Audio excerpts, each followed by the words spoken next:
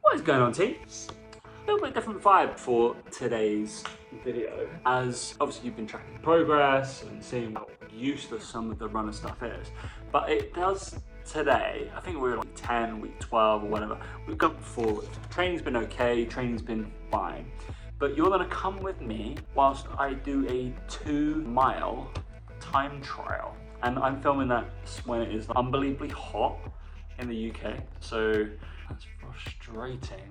And I got these delivered today, which is very exciting. Some iced tea, might do a little review. Very fun, nice. So I'm gonna have my electrolytes. I'm already in my blues because I'm a boy, and we're gonna get cracking. Very fun B-roll of me putting on my shoes because that's artsy as hell. It's a 2-mile time trial, so like, what is that, 3.2 kilometers? It's given me a pacing of 4:30s per pacing, but I'm projecting, if I think somewhere under 15 minutes. Don't really know what's gonna happen. It's quite warm, I'm a little bit fatigued. I played far too much golf today, and also before I've even run, I've done 17,500 steps. So that's not conducive for good running, guys. Not conducive. I'll see you on the other side. I'm not too sure what I've decided to put them on in the bathroom, but my nasal strips are in the bathroom now. I have to remember. I always walk out the door every single time. I've really enjoyed them. If you've never tried them before, I recommend it. Probably, instead of using the mirror, I'll probably just use that. It's like the whole press. I think I actually like I like the other ones that I used to wear for my triathlon ones a little bit better. So these feel like a little bit bigger. Oh, I feel like I'm getting some oxygen. I'll stop you there because I'm gonna pee. I'm meant to be running at 4:30s, so that's the really interesting thing. We'll see what we do for 3.2. I guess it's a kind of ease into it. Done at 4:30 and see if I can go faster based off the mileage that I've been doing. Probably more on fatigueness of my wife's away, so I'm fending for myself. You know what I just did, which was super stupid?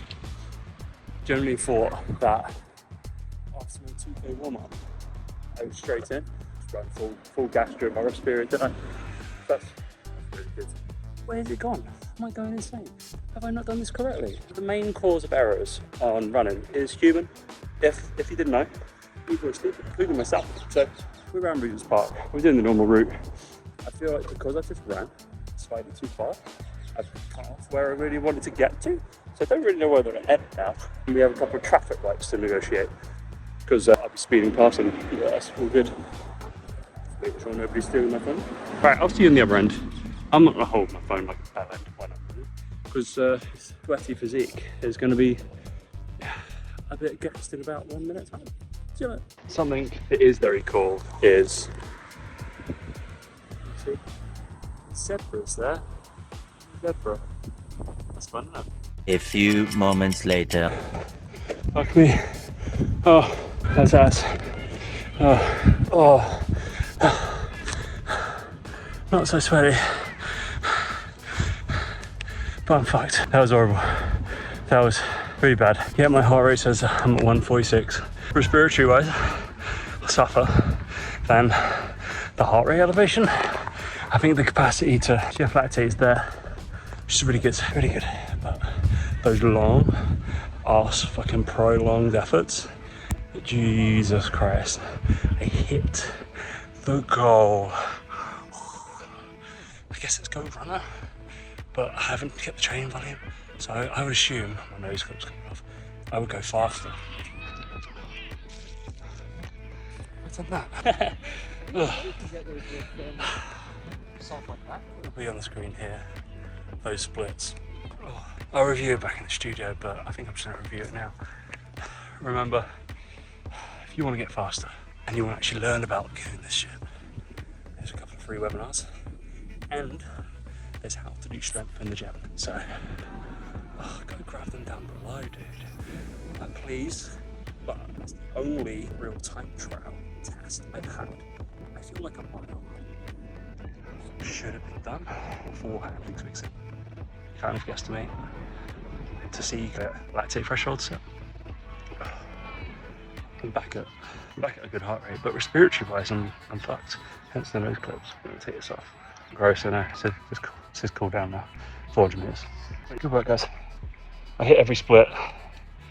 I'm gonna talk about it somewhere else when I can look at the splits properly, because this is live, this is red, and this is out.